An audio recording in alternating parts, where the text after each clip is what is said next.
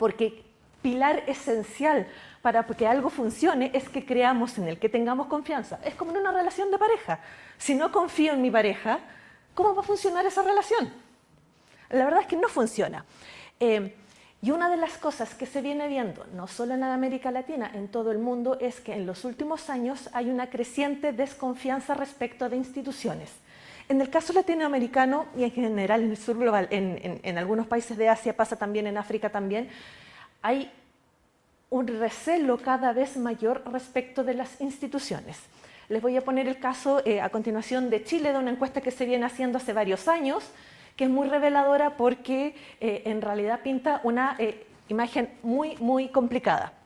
La pregunta es, ¿cuánto confía en las instituciones? Que le nombraré la encuesta Bicentenario, una que se hace en Chile desde el año 2010, el bicentenario de la independencia con la Universidad Católica, en que se pregunta por instituciones. Estos son los porcentajes de gente que responde mucha o bastante confianza. Las universidades son las que se están salvando actualmente en el país. Aquí no están incluidas, pero también los bomberos y en general la ciencia. En Chile no hay un discurso, por ejemplo, antivacunas muy grande, en general hay confianza y probablemente la confianza en las universidades tiene que ver con eso también. Las Fuerzas Armadas que estuvieron muy mal y se han recuperado, los carabineros, que es la policía en Chile, la Iglesia Católica, que también tuvo un punto muy bajo, esto tiene que ver con los escándalos de abusos dentro de la Iglesia, las empresas, pero fíjense las que tienen que ver instituciones políticas. Gobierno, la mejor cifra es 14%. Tribunales de justicia, 10%. Esta es la idea de que hay una justicia para ricos y hay una justicia para pobres y no es igual. Los partidos políticos y los parlamentarios, el Congreso, si consideran el margen de error de esas encuestas, el porcentaje bien podría ser 0. ¿Cómo funciona una sociedad y decidimos cuál es el bien común si no creemos que nuestros líderes están trabajando para nosotros en tanto colectivo? Entonces, cuando partimos desde la desconfianza, desde el recelo, desde, a estas alturas yo les digo cinismo, es parto descreyendo, sospechosa la cuestión, tenemos un problema. Porque si bien hemos dicho históricamente que hay todo un tema relacionado con el creer en las instituciones, el tema del bien común, e incluso qué significa la confianza. La confianza tiene muchos atributos y hay gente que ha planteado que tiene que ver básicamente con 3 muy esenciales. Uno es el de la competencia, el hacer las cosas que nos corresponde y hacerlas bien, tener las capacidades para hacerlas. Por ejemplo, es la razón por la cual yo tengo problemas del lumbago, cuando voy al doctor, creo en un doctor que me ha demostrado que tiene las competencias para tratar mi lumbago y no en un chamán que me dice, tómate estas hierbas y con eso se te va a pasar el dolor, porque además he visto que no se me pasa. Hay un tema que tiene que ver también con benevolencia, esto es que se trabaja de buena fe, con buena intención. Es en general el atributo que más se les cobra a las autoridades políticas. No están trabajando para los otros, están trabajando para sí mismos. Y el tercer atributo es el de la integridad, o algunos lo traducen como honestidad. Esto es que se cumple con los valores que se defiende. Entonces, por ejemplo, un partido político que con una plataforma anticorrupción al que se le descubre un escándalo de corrupción, la verdad es que lo castigamos más. Porque habías dicho que era y no cumple con esos valores. En general, lo que vemos en la desconfianza institucional tiene que ver por esa vía. Pero ¿cómo vas a manejar un país, una sociedad, o cómo vas a funcionar como sociedad si es que no crees que el de al lado tiene las competencias, la benevolencia o la integridad para funcionar? Y lo que hemos visto es que la desinformación contribuye bastante a eso. De hecho, está muy demostrado que hay una relación directa entre confianza y gobernabilidad. Piénsenlo, así les puse hace un rato el ejemplo de pareja, pero piensen en la relación de una familia. Si no creo en la autoridad de un padre o de una madre, esos niños no van a hacer caso, no va a funcionar y es algo similar, guardando las proporciones. Manejar un país no es manejar una familia, en ningún caso. Y esto es particularmente fuerte, el tema de la confianza en las democracias jóvenes, o las más emergentes o las menos establecidas, como son las latinoamericanas. Somos, digamos, una región con historias de dictaduras, de conflictos armados, de todo tipo de tensiones y rivalidades. Entonces tenemos un problema. también está demostrado empíricamente que hay un rol importante de la información en la generación de confianza.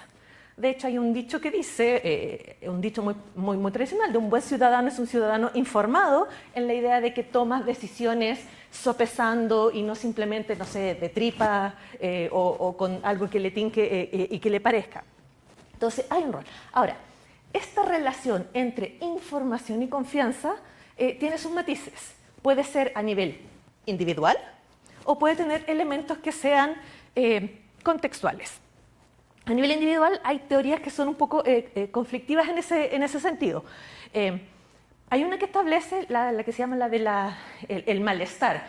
Video malaise se le dijo en su momento, ahora se le dice ya media malaise, pero tiene que ver con que el foco de los medios en temas negativos, el conflicto, lo adverso, o en la política, como en un juego estratégico, más que en un diálogo, por ejemplo, termina generando desconfianza. En estudios con datos de Latinobarómetro, vemos que esto es particularmente fuerte en América Latina, sobre todo en gente que reporta mayor consumo de redes sociales. Esto es, gente que dice en redes sociales se cubre mucho lo negativo, lo estratégico y no la cohesión social y hay mayor desconfianza. Pero también hay una que es como su contraparte, que dice es el mero hecho de acceder a información debería acceder a confianza. Es un tema de transparencia. Sé por qué se gasta el presupuesto de cierta manera, sé por qué se están promoviendo ciertas leyes, sé por qué estamos haciendo lo que hacemos como nación o como sociedad. Y con los mismos datos del Latinobarómetro hemos visto que esto es particularmente así en América Latina, pero con los medios tradicionales. Sobre todo periódicos. Los periódicos en América Latina todavía tienen un peso muy importante en términos de fijar agenda, de plantear temas y sobre todo de encuadrarlos. Ahora, es una tensión que también hemos estudiado con un equipo de colegas en la Universidad Católica en Chile, que tiene que ver con que los medios tradicionales cada vez son menos tradicionales, son mucho más híbridos y líquidos. O sea, cuando yo le pregunto a mi sobrino de 16 años qué es lo que él entiende por Mega, el principal canal o el noticiero más popular en Chile, para él Mega es la cuenta de Mega en Instagram. No es el noticiero de las 9 de la noche. Y son videos de 5 segundos y vamos pasando el next y pasar el dedo, y es una experiencia que es muy distinta. Entonces eso también se está enturbiando. Ahora, a nivel contextual, la verdad es que también hemos encontrado evidencia que la supuesta relación positiva entre consumo de noticias y confianza se ve más afectada en países que tienen mayor libertad de expresión. Y parece contradictorio, pero es donde los medios pueden, por ejemplo, criticar al gobierno. Pueden poner y decir, usted está mintiendo, por ejemplo, o eso no es lo que se dijo que iba a pasar. Entonces pueden sembrar, quizás sin querer, la semilla del cinismo, del empezar a desconfiar. Donde hay un discurso oficial, donde hay verdades controladas, sobre todo en gobiernos autoritarios, es mucho más fácil que esa relación entre consumo de información no tenga ese ciudadano tan crítico y que por lo tanto convengamos que cierto nivel de escepticismo, de desconfianza, me parece que es sano. Tampoco se trata de creerse y aceptar todo de buenas a primera.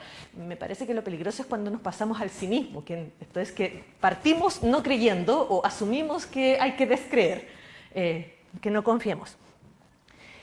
Y también se ha visto que la relación entre consumo de noticias o de información y confianza también se vuelve más negativa en países más polarizados.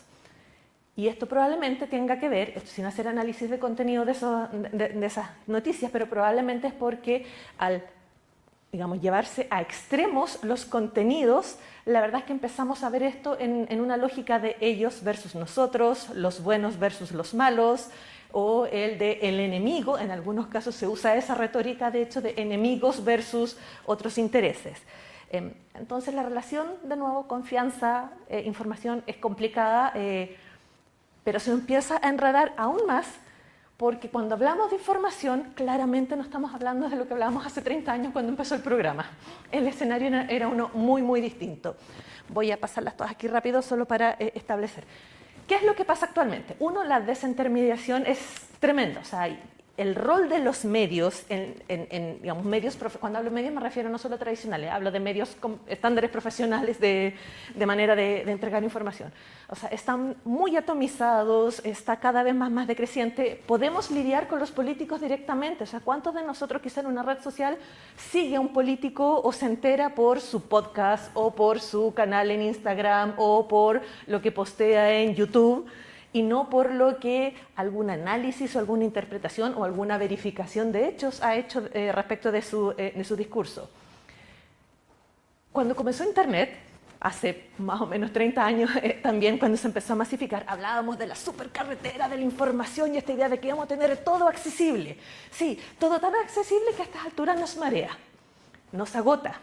De hecho, el grueso de las personas se reporta serias dificultades para discriminar qué es relevante de todo lo que está allá afuera.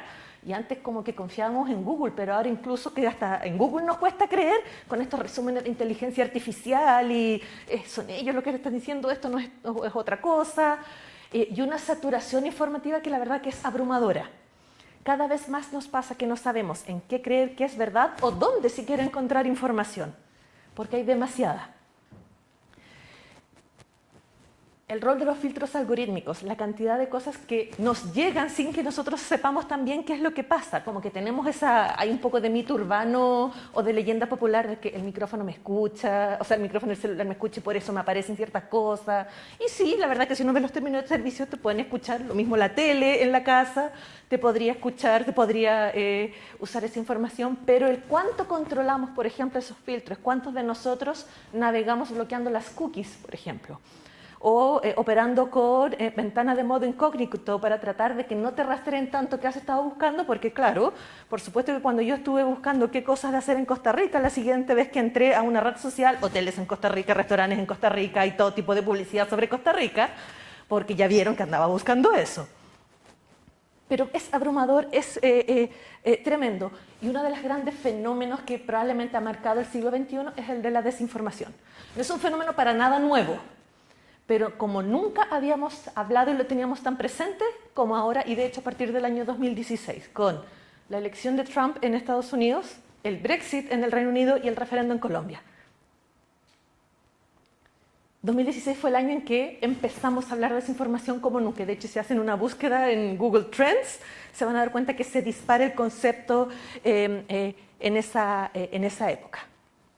Ahora, cuando hablamos de desinformación, y aquí lo voy a usar en términos muy genéricos, la verdad es que normalmente cuando hablamos de desinformación, yo trato de hacer la distinción conceptual entre desinformación, información deliberadamente falsa, información errónea, misinformation, se le dice en inglés, que muchas veces desinformación que nos llegó pero que nosotros creemos que es verdad y la compartimos. O sea, nosotros no estamos esperando de mala fe al compartirla, pero también hay información mala vida, no sé, secretos profesionales, cuando a uno le hackean las fotos, esas fotos son verdaderas, pero cuando se tratan de hackearlas o las difunden es porque quieren afectar tu reputación o acceder a tus mensajes y todo eso.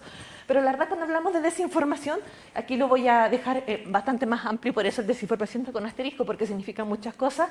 Estamos hablando de un montón de fenómenos paralelos que vienen a enredar el tema de la confianza y el mero hecho del acceso a la información. Está toda esta noción de la posverdad y que ahora vivimos una era de relativismo factual en que más que los hechos probables o demostrables está lo que yo creo que es verdadero, lo que para mí es verdad o lo que me da lo mismo lo que diga la ciencia o lo que diga la evidencia demostrable es otro tipo de cosas. Le decía a Diana hace un rato, uno creería que en el siglo XXI ya hay consenso en que la Tierra es redonda, pero no. Hay gente que insiste que es plana. Tenemos gente en este momento sacándole foto a la Tierra y a la Luna, pero hay gente que va a insistir que es plana. Y no hay cómo convencerlos, o sea, no hay cómo convencerlos y eso es. Entonces, temas de posverdad, estos alternativos.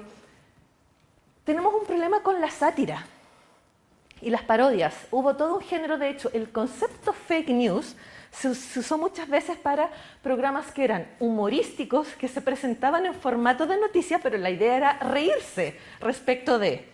Pero cada vez más hemos visto que hay gente que no logra distinguir parodia de información.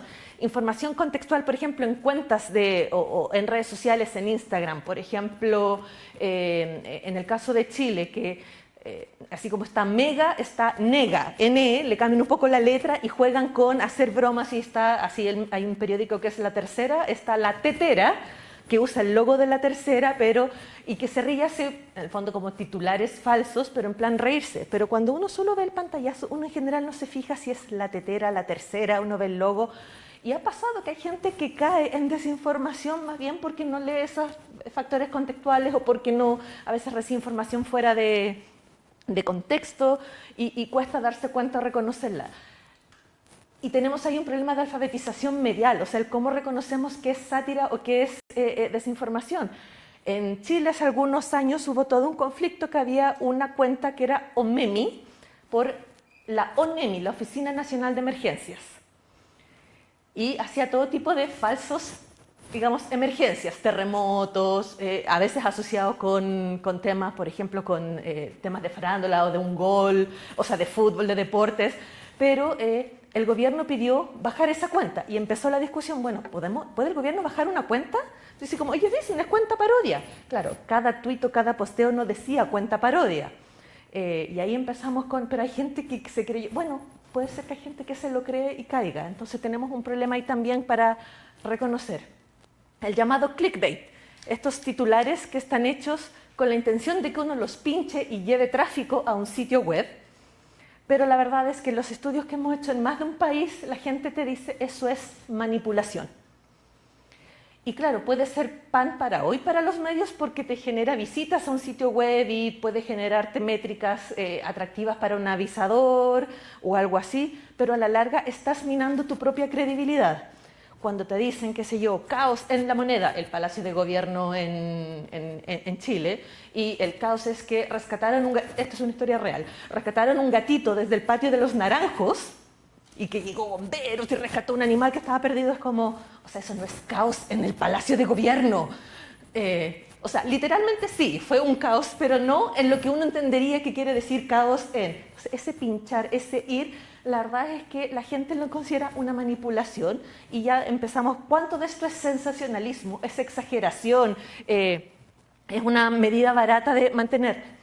Además existen las noticias basura, y por basura me refiero a noticias que la verdad que tienen cero sustancia, son muy poco relevantes, pero que terminan minando la propia credibilidad de la importancia de saber respecto de asuntos públicos. Está la propaganda muy deliberada, hablamos poco de intervenciones extranjeras, por ejemplo. En Chile hace poco que hubo elecciones, fueron en diciembre, y le pregunté a varias personas, ¿cuánto crees tú de que la información que recibas hay injerencia extranjera? Y la mayoría de las respuestas de la gente que te decía, ¿qué le iba a importar a China o a Rusia? ¿Qué es lo que pasa en Chile? Bueno, sí les importa. Puede que no te des cuenta, puede que no les importe tanto como lo que pasa en otras partes, pero te aseguro que les importa. Entonces, ¿cuánto de eso ni siquiera tenemos conciencia de cuánto es propaganda en el sentido original de la palabra? Y entre medio además nos pasa de que tenemos conjeturas, rumores, medias verdades, errores genuinos. En general los medios en América Latina son muy malos para reconocer errores. Cuando se equivocan le echamos tierra y nos salimos a decirnos una retractación, una recorrección. Así, ¿sabes qué? Nos equivocamos, esto salió mal. Pero todo eso va afectando. Menciono todo esto porque todo esto redunda en la confianza que estamos teniendo en la información, ya no solo de los medios, sino que en la información, el cuánto podemos creer en lo que hay allá afuera. Y se está generando cada vez más un fenómeno que, así como tomando prestado un término desde la psicología, es el de la verdad contaminada. Cuando sabemos que hay falsedades allá afuera, la verdad es que tratamos de protegernos compensando hacia el otro lado. Esto es, empezamos a desconfiar. Esto se ha hecho con todo tipo de experimentos. Si yo les hubiese preguntado, no sé, les paso 5 frases y les pregunto cuántas de estas son verdad, cuántas son mentiras, supongamos que me habrían dicho 3 y 2. Pero si yo les digo, ojo, que aquí hay mentiras, lo más probable es que me digan muchas más son mentiras que de verdad. Y empezamos a sobrecorregirnos sobre esa vía cuando estamos advertiendo. Cuando hablamos de desinformación, la verdad es que estamos estableciendo esa verdad, o sea, estamos contaminando el ambiente de tal manera que estamos advirtiéndole a la gente, tenemos un problema. Y empezamos a dudar. Les decía hace un rato, la desinformación no es un fenómeno para nada nuevo. Cero nuevo. Hay antecedentes de desinformación en el Imperio Romano. De información me refiero de Estado. Literalmente Octavio mandó a acuñar monedas que decían Marco Antonius manipulado por Cleopatra.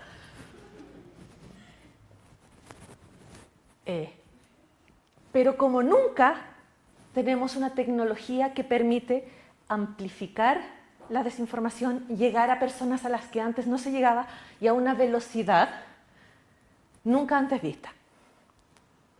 Lo vemos, por ejemplo, en contextos electorales. Desde que yo tengo 10 años, que he oído que votan los muertos, que hay votos marcados, que se robaron los votos, que está arreglada la elección.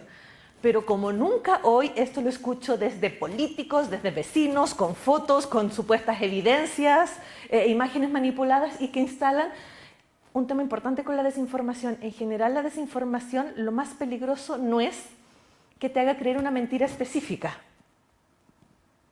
Por ejemplo, efectivamente que están votando supuestamente los muertos en un contexto o que se robaron una urna con votos en una mesa o en una circunscripción electoral. Es poner en duda el proceso electoral. Ergo, desconfiar del sistema. Ese es otro que todavía se salva en Chile. Mencioné las universidades y los bomberos. El tercero es el servicio electoral. Ayuda el que tenemos los resultados de las elecciones en 80 minutos. Y todavía nadie pone en duda esos resultados. Pero nos pasa en este contexto entre saturación informativa, desconfianza, el recelo de las instituciones, entonces las verdades oficiales ya no son tan oficiales porque tenemos razones para dudar. Actualmente, por ejemplo, en el caso de Estados Unidos tenemos importantes razones para por lo menos dudar de las cifras de desempleo. Algo que era impensado antes. ¿Cómo no vamos a creer las estadísticas del Buró de Empleo? ¿No? Y ahora la verdad es que podemos decir, no sé, Rick, podemos decirlo así. No sé si les llegó hace un par de años que se viralizó una noticia de que había muerto José Luis Perales. Fíjense el nivel de información que esto es. En Chile circuló mucho, de hecho. Se ha confirmado la muerte de José Luis Perales, icónico cantautor español, a los 78 años de edad, con ciertos datos precisos. Primeras versiones indican que falleció de un infarto agudo al miocardio. No dice ya es un tipo mayor, un infarto al miocardio suena razonable y todo eso. Yo obvio que le compartí esta información a mi mamá. Mamá, murió Perales, así como qué pena, tanto que me gustaban sus canciones. A las horas salió Perales a decir, estoy en Londres y estoy vivo, gracias por la preocupación. A lo que tuve que salir y decir, mamá, no se murió. Pero el punto es, con algo tan sencillo como la muerte de Perales. O sea, desde que yo tengo 10 años que se murió Chayanne y Luis Miguel. Y algunas versiones aún más extremas, que está criogenizado en alguna parte, o que en realidad es el gemelo el que lo está reemplazando y cosas, historia más, digamos, mentalidad conspirativa, historias conspirativas le dan cuerda a esto. Pero a lo que voy es que con cosas tan simples como el se murió Perales nos pueden, y es muy difícil de rastrear esta información, de hecho he tratado de hacerla, ¿de dónde apareció la primera versión de murió Perales? Y son todas cuentas efectivamente muy extrañas, muy anónimas, o sea, Preciso y Conciso, un podcast que en realidad no existe y si se fijan el nombre del usuario es completamente otro. ¿Y por qué alguien se daría la lata de hacer esto? Bueno, porque genera atracción, porque genera clics, porque genera, digamos, audiencia y tenemos ahí un tema también de, no voy a entrar en eso en profundidad, pero hay un mercado de la desinformación que no podemos ignorar tampoco. Muchas veces la desinformación va a resonar precisamente con las desconfianzas que tenemos en instituciones. Hace unos años en Chile también, fue tanto que terminó saliendo en la BBC, la historia empezó a llegar un mensaje por WhatsApp que hablaba de una huelga de camioneros. En Chile, dada la geografía, la verdad es que la logística del transporte por camiones para temas de abastecimiento es clave. ¿Y qué es lo que decía? Se acaba la gasolina mañana. Todas las compañías de gasolina se quedan sin gasolina mañana porque los camiones no están saliendo a transportarla. ¿Qué hizo la gente? Empezó a llenar los autos, los estanques y lo que pasó, le empezó a dar verosimilitud a la historia. Mi mamá vive a 2 cuadras de una gasolinera y me decía, pero en serio, veo, aquí hay como 20 autos esperando, sí, debería ir, mamá, eso no es verdad, o sea, el mensaje, o sea, si hubiese una huelga de camioneros, salen los camioneros a anunciarlo, aquí no lo habían dicho. Pero claro, en el caso de Chile, para los que no sepan, los problemas de abastecimiento que empezó a tener la Unidad Popular, el gobierno de Salvador Allende, empezaron precisamente con un paro de camioneros. Entonces esto empieza a tocar nervios, sensibilidades. Hay fantasmas, nos tocan nervios que tenemos. Entonces uno, por ejemplo, en ese contexto, presidenta socialista, huelga de camioneros, esto es la Unidad Popular otra vez. Y le damos crédito a este tipo de historias. U otras historias, por ejemplo... Ay, perdón, me salté una. El presidente Codelco, empresa estatal, es la empresa del cobre en Chile, que es, la verdad, hasta el día de hoy le decimos el sueldo de Chile a Codelco porque es el principal ingreso, ahora el litio también, pero gana casi 400 millones mensuales, esos son 4 millones de dólares, y tienen pérdidas mes a mes, ahí no dices nada, zurdo, CTM es un insulto, es sacarle la madre a alguien con abreviación, que es falso, pero imagínense, claro, si me dicen, hay un funcionario de gobierno que en una empresa con pérdidas que gana 4 millones de dólares mensuales, obvio que me da rabia. ¿Y qué es lo que pasa con la desinformación cuando me da rabia, me da ese tipo de sentimientos? Es que ni siquiera me detengo a procesar la información, a contrastarla con otra fuente, a ir a verificar, en el caso de Chile, en el portal de transparencia donde están publicados los sueldos de todos los empleados públicos. Era cosa de ir a ver, no gana 4 millones de dólares, gana 4 millones de pesos, 4.000. Pero, en el fondo, rabia, miedo, ansiedad. Y si además le agregas la desconfianza que vimos en políticos, en parlamentarios, en el gobierno, obvio que hay alguien que se está beneficiando y yo no. Insisto, ¿cómo vamos a manejar una sociedad, vamos a gobernar en un contexto de desconfianza así de generalizada? Ahora, la desinformación en sí misma se ha visto genera desconfianza, pero además tiene fenómenos asociados. Los voy a pasar todos juntos para que los puedan ver. Uno es el de la confusión, no sabemos qué es verdad, qué es mentira, no sabemos a quién creerlo, a quién no, o incluso dónde encontrar cierta información.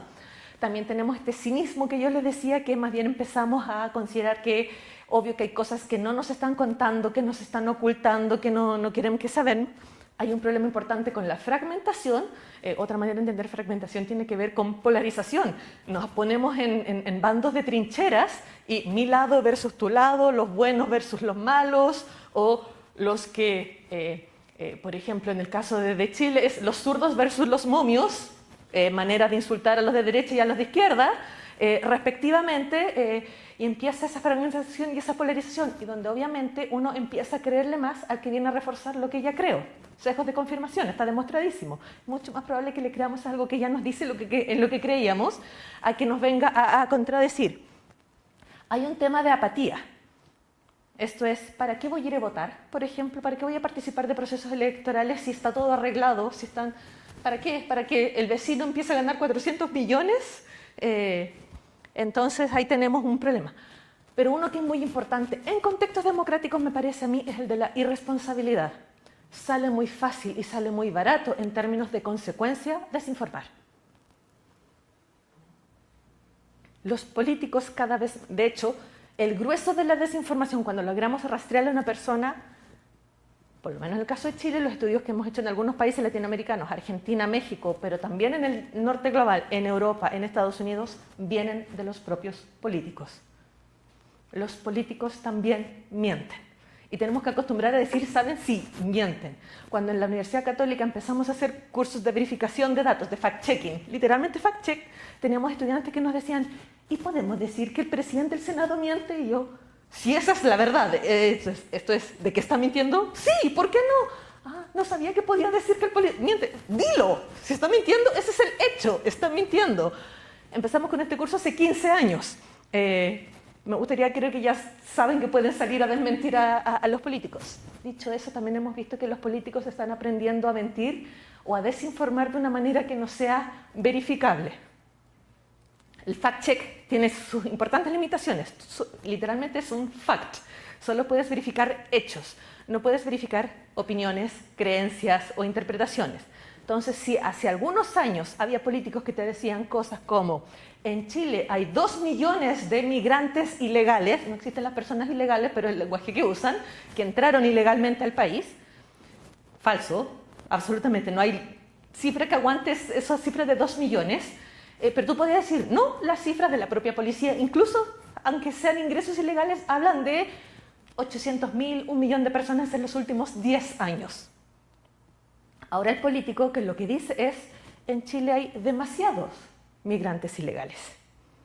Toca el mismo nervio xenófobo, pero no lo puedes verificar. Porque ¿qué significa demasiado? Y refuerza el sesgo de confirmación, sí, yo también creo que hay demasiados. Más allá de hablar de una cifra, de qué es lo que hay que hacer, si hay que regularizarlo, si hay que tener fronteras más duras, no, el tema es tocar el nervio, digamos, antimigrante, xenófobo, ese tipo de discurso. Y efectivamente se ve cada vez más manipulaciones mañosas, maniadas en ese sentido. No lo digo yo, lo dice Stefan Lewandowski, Sander van der Linden, que el principal problema de la desinformación no es el que te hagan creer una mentira específica, es que te hacen desconfiar de todo. Es agotador vivir en una sociedad en la que no creemos, no sabemos a quién creerle. Pero eso es muy explotado, de hecho, por ciertas corrientes políticas. De hecho, no son sinónimos, son dos fenómenos distintos, pero sí tienen varios vasos comunicantes entre populismo y desinformación. En parte porque estamos en un contexto de relativismo factual, de posverdad, de que más allá de lo que digan los hechos, lo que yo siento es lo que es válido, y la tensión que históricamente ha habido entre verdad y política, la verdad es que se ha exacerbado en los últimos años, en parte porque tenemos un sistema que es muy útil para ese tipo de cosas. O sea, por ejemplo, políticos que dicen unas declaraciones exageradísimas, como la de los 2 billones de migrantes sin papeles en Chile, y les aseguro que salen todos con el titular de 2 millones y recién en la bajada o en la nota alguien pone datos desmentidos por la policía o por el servicio de migración o ese tipo de cosas. Pero la verdad es que entre populismo, del color que sea, de derecha, de izquierda, es el tipo de comunicación populista, y desinformación, hay 3 grandes similitudes. Son fenómenos distintos, pero se relacionan. Igual voy a hacer la aclaración, no toda desinformación es populista ni todo populismo es desinformación, pero sí tienen una relación importante. Uno, los dos usan mucho el discurso deslegitimante. Esto es, construyen mensajes, y sobre todo es una cosa que es estilística, más allá de lo factual de básicamente acusar a otros de todo tipo de maldades, y eso incluye medios, pero no solo a los medios, también es a los científicos. No me extrañaría, a propósito de las cifras que yo les mostré de confianza, que próximamente universidades, bomberos, servicio electoral, porque son los que tienen confianza, oponentes en general, cualquiera que sea visto como oponente, y los medios suelen ser vistos como oponentes del discurso populista porque salen a verificarlos y a contrastar las informaciones cuando lo hacen bien, que se les tacha de fake news, y uso deliberadamente el término entre comillas porque es la manera, por ejemplo, en que lo usó Donald Trump. Muy bien usado en su primer periodo, hablaba de los fake news media para referirse a todos los medios. Entonces siembra esa duda, siembra esa semilla de recelo, y de aquí no me están contando la verdad, y la gente empieza a decir, no, si los medios mienten, en el fondo dicen mentiras sobre mi presidente o cosas como estas. Entonces, uno, el deslegitimar. 2, el uso de un discurso que es altamente emocional, altamente dramático y altamente simplista. Simplifica todo tipo de relaciones. La verdad es que los fenómenos sociales son todos harto más complejos de cómo se plantean en la desinformación. No sé si vieron eso de las vacunas que supuestamente magnetizaban el brazo. La verdad es que magnetizar es harto más difícil de lo que podrían creer, pero la mera idea de que me pincharon algo y ahora se me pega la cuchara aquí al antebrazo, puede... Nos reímos, pero hay gente que cae en eso, que cree en eso, en el sentido de... Porque no es tanto que crea en que se le magnetiza el brazo, es que empieza a creer que hay algo que no te están contando, hay algo que están haciendo, además de... O, por ejemplo, o sea, yo voy a ser así honesta y transparente en esto, yo también tengo recelos con la industria farmacéutica per se. Entonces, si ya desconfío de la industria farmacéutica, si ya creo que hacen cosas que no son son demasiado por el lucro, la verdad que podrían vender la insulina mucho más barata de la que venden, para ello todo es ganancia, entonces ¿qué están ganando? Aquí hay gato encerrado, hay algo que se está ganando. sospechosa la cuestión. El populismo o el discurso populista, la comunicación populista suele jugar mucho con eso, con la emoción, con la rabia, con la ansiedad, y donde sabemos, estos hay estudios amplios sobre esto, es que cuando se nos gatilla esa emoción, nos tocan ese nervio, como les mencioné lo de la huelga de camioneros en Chile, el miedo de no va a haber combustible, ¿qué hago? O no sé, el precio de la gasolina por estos días o ese tipo de cosas, la verdad es que reducimos el espíritu crítico y más bien pensamos aquí y no acá. Esto es, por supuesto, políticos corruptos y están ganando dinero, o las farmacéuticas, o qué sé yo, el Ministerio de Salud, o algo me están poniendo o algo así. Recuerdo haber tenido una discusión con una de mis sobrinas que no se quería vacunar porque, y esta era una mujer universitaria, 22 años en esa época, uno creería con educación, con herramientas, estaba pero convencida en serio, porque me costó mucho desconvencerla, de que le estaban poniendo un chip. A lo que le tuve que decir, tienes TikTok en tu celular. O sea, no necesitan ponerte un chip para rastrearte y saber todo lo que haces. O sea, la verdad es que pero ahí lo racional no juega, lo lógico no juega, juega lo emocional, el miedo de me van a poner algo. Sí, a todos nos dolió el pinchazo, sí, hay gente que ha tenido reacciones adversas, pasan ese tipo de cosas. Y sí, probablemente hay algo medio extraño, o por lo menos que uno pudiese dudar, o la falta de certeza. No sé si se acuerdan con el caso del coronavirus en particular, los primeros meses la OMS dijo expresamente que no era un virus que se transmitía por el aire. Y después, sí, se transmite por el aire, póngase mascarilla y todo. Porque claro, era un virus nuevo, no conocido, la cantidad de gente que se creyó, esto es un virus deliberado, que soltaron a propósito, no sé, guerras en un país, en un mundo donde efectivamente hay armas químicas, hay mal uso, la verdad es que puede ser consistente con ese tipo de cosas. Entonces, discurso emocional muy centrado en conflicto, muy basado en un supuesto sentido común. Sentido común que es el menos común de los sentidos, diría yo, pero como apelando como una suerte como de doxa compartida, y si todos sabemos que, pero ese todos sabemos que muchas veces no es tan real, pero apela mucho a ese, si todos sabemos que hay demasiados migrantes, todos sabemos que en el caso de Chile había dos relacionados con migrantes que eran además muy particulares. Uno era que George Soros le pagaba al gobierno chileno por cada haitiano que entraba a Chile, y era específicamente con haitianos, porque con eso gatillas el discurso, digamos, xenófobo, por el lado racista, afrodescendientes, pero también lingüístico, gente que no habla español. En Chile casi no hubo, casi no hay afrodescendientes, digamos, que no sean migrantes de otros países en los últimos años. Entonces, obviamente, eso genera todo el tema racista de contra negro, gente que habla creola, si no habla ni el idioma, aprende a hablar y ese tipo de cosas. Y si le agregas el que hay, acceden a los beneficios de salud, de educación, de trabajo, empieza este ejercicio de ellos versus nosotros. Y el tercero es esta apelación constante a hechos alternativos, estas maneras diferentes de ver la verdad. Es como, a ver, la cifra dice 50.000 personas, no, pero yo sé que son 2 millones. Es que no los están contando bien, es que yo sé, es que a mí me dijo alguien, o es que yo tengo conocidos que nos dicen que en realidad a los que entraron de tal manera los están contando como legales porque, pero en realidad no están legales. Ese relativismo factual con narrativas muy antagónicas, muy, insisto, de ellos versus nosotros. Todos ellos combinados son dos cosas que caracterizan tanto a la desinformación como al populismo. Y por lo mismo, la desinformación es una herramienta muy importante para la comunicación populista. No es la única herramienta, ni es exclusiva de ellos, pero sí hay una relación muy importante que tiene que ver con el actual contexto político, mediático, pero también de las audiencias, de la relación de las audiencias con el consumo de información o de mensajes políticos que ayuda a que esto prenda y enganche.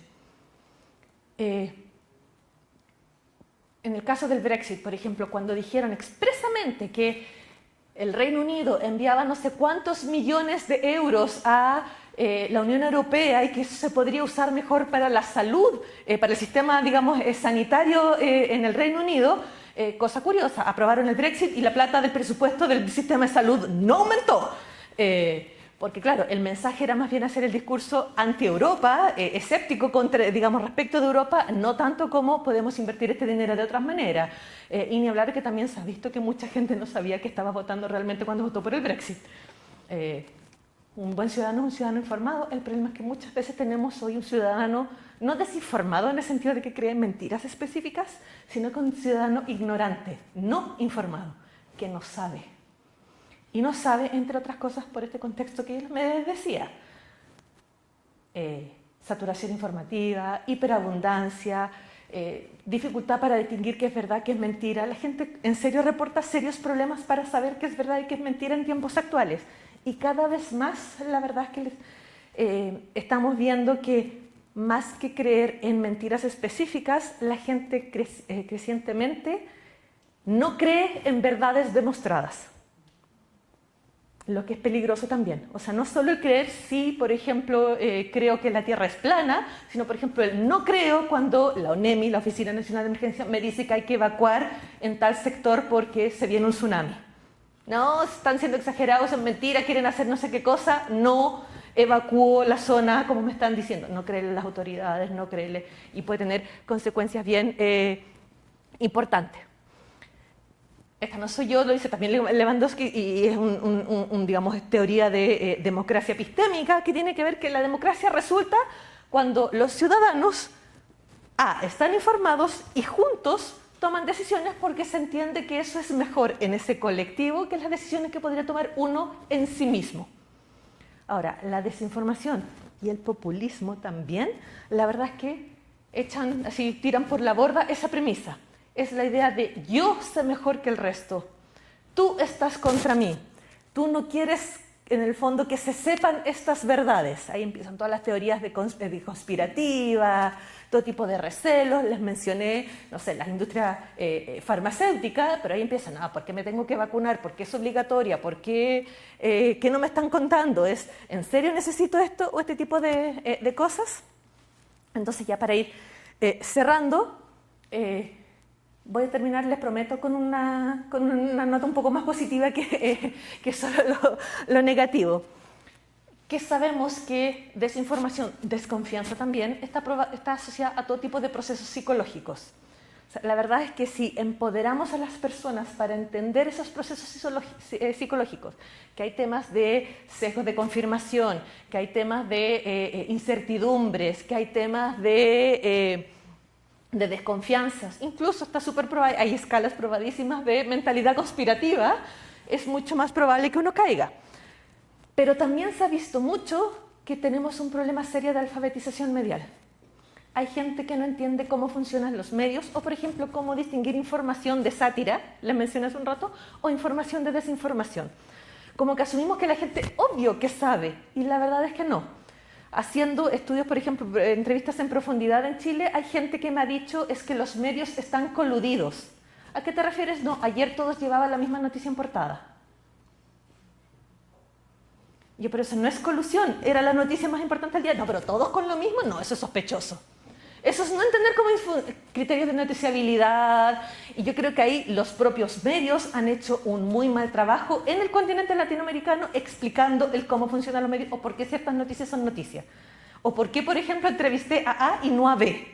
A veces puede ser simplemente B no quiso hablar conmigo. Pero explicar, transparentar, la verdad es que podría ayudar bastante. Solo para reforzarlos, porque lo sabemos, es que la desinformación se ha visto que puede generar desconfianza. Lo vemos, por ejemplo, con la desinformación electoral. Lo que quiere es generar desconfianza en el proceso, de tal manera que después puede generar desconfianza en el resultado. Entonces, la gran mentira, que como se la ha llamado en Estados Unidos, el que supuestamente Donald Trump habría ganado la elección de 2020 contra Joe Biden, pero la arreglaron para que tiene que ver con ese tipo de cosas. Y hay una cosa que es importante acá, y es que la desinformación y la desconfianza puede redundar no solo en creencias, en comportamientos muy específicos. Por ejemplo, el no vacunarse, por ejemplo, el no hacer ciertas actividades, por ejemplo, dejar de participar, retractarse de un proceso democrático. Y la verdad es que si ya tenemos, en países donde el voto no es obligatorio, si ya tenemos baja participación y tiene ciudadanos apáticos, la verdad es que si vota el 30%, ¿qué legitimidad va a tener esa elección? Entonces todo el proceso se ve cuestionado.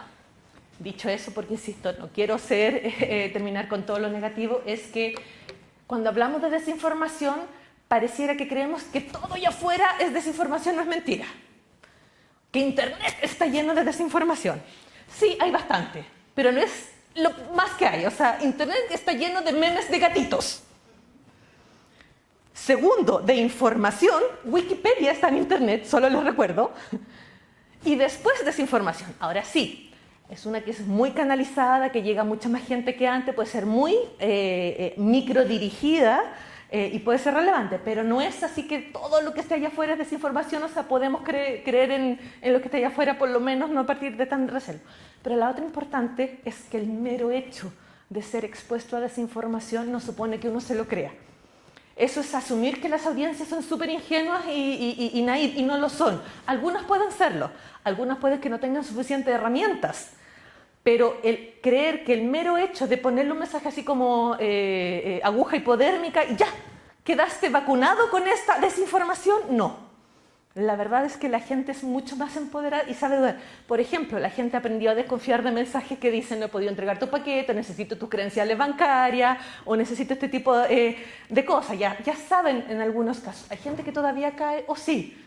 Digamos, las estafas son un hecho, es un tipo de desinformación de hecho. Pero tenemos que tener cuidado. Entonces, ¿qué se puede hacer en este escenario? Yo creo que hay un desafío importante que tiene que ver con formación, con educación. La gente necesita herramientas de alfabetización medial, digital y cada vez más yo hablo de alfabetización algorítmica también. Entender qué es un algoritmo, cómo es que operan, cómo es que funcionan. Si libremente decides no hacer nada contra ellos y que despiden todo, y hay gente que me lo ha dicho así, ay, que me encanta porque Netflix me sugiere cosas que igual me terminan gustando. Vale, si tú eso es lo que quieres. Pero hay gente que no quiere eso y quiere, por ejemplo, navegar de modo incógnito, bloquear cookies, tener ciertos resguardos de privacidad o conocer mejor los medios, cómo funcionan. El discurso de desconfianza contra instituciones y de desinformación, que en ciertos sentidos es un discurso contra la integridad de la información, ha resonado porque hemos tenido serios problemas de transparencia. O sea, en países donde hemos tenido que crear comisiones de verdad, y no a lo Orwell, sino que literalmente comisiones de verdad para establecer qué pasó en un periodo, cuántas víctimas hubo respecto de esto otro. La verdad es que necesitamos volver a instalar esa autoridad de la integridad de la información que está disponible. Eso implica muchas veces ser transparentes, ser directos, pero también ser como ciudadano uno más exigente respecto de la información que uno le están entregando. ¿Cuáles son sus fuentes? ¿Cuáles son los datos? ¿Dónde es que está esto? Explicar, por ejemplo, los medios podrían explicar mucho más sus procesos. Hay un rol que tiene que ver con nosotros. O sea, así como yo tuve que salir después a decirle a mi mamá que Perales no se había muerto, uno también tiene que tener cuidado con uno mismo no llegar y compartir cualquier cosa. Pensarlo, o sea, si me genera emociones, porque mucho de la desinformación es información que uno se creyó y uno la compartió. Uno no, pero de mala fe.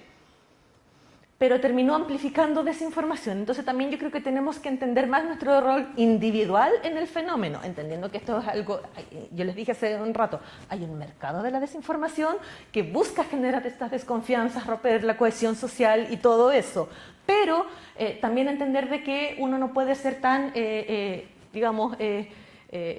pasivo al respecto. Y una cosa que me parece que es muy importante, que hay que entender contextos. Si bien el fenómeno de la desinformación es global y hay todo un tema con que la crisis de confianza en todo tipo de instituciones es un fenómeno global, la verdad es que se ha visto que tiene sabores locales muy particulares.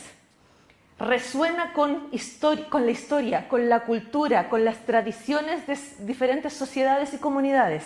Y en ese sentido hay que entenderla mucho mejor en contexto. Y esto puede, para los que, ya que este es un programa académico, los invitaría a investigar más sobre estos temas y entender cómo es que ocurren estas cosas. Porque así es como vamos a poder contrarrestar la desinformación. La desinformación y la desconfianza no se van a solucionar con un botón on-off.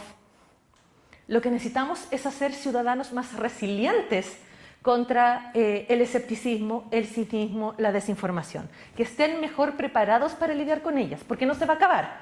Insisto, desde los tiempos romanos ya había. Pero si logramos establecer, digamos, información que pueda ser creíble, transparente, o sea, porque todos todavía vamos a Wikipedia porque le creemos, entonces la verdad es que tenemos que generar esos espacios y esto va a ser, digamos, un debate constante, permanente, que no se va a acabar. Eso, muchas gracias.